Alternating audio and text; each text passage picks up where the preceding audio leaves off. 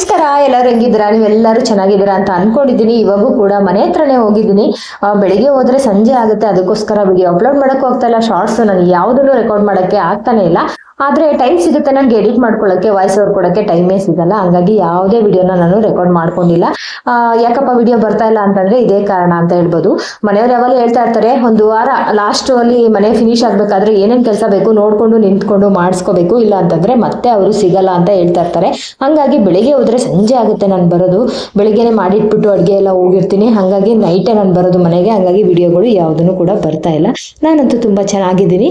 ಇವಾಗ ಸೋಮವಾರ, ಇವಾಗ 2 ಇಡ್ಲಿ ತಿನ್ಬಿಟ್ಟು ಬಸ್ಸಿಗೆ ಒಂದ್ ಕಡೆ ಅನ್ನಕ್ಕೆ ಇಟ್ಟಿದ್ದೀನಿ, ಇನ್ನೊಂದ್ ಕಡೆ ತಿಳಿ ಸಾರನ್ನ ಮಾಡ್ಕೊಂಡಿದ್ದೀನಿ.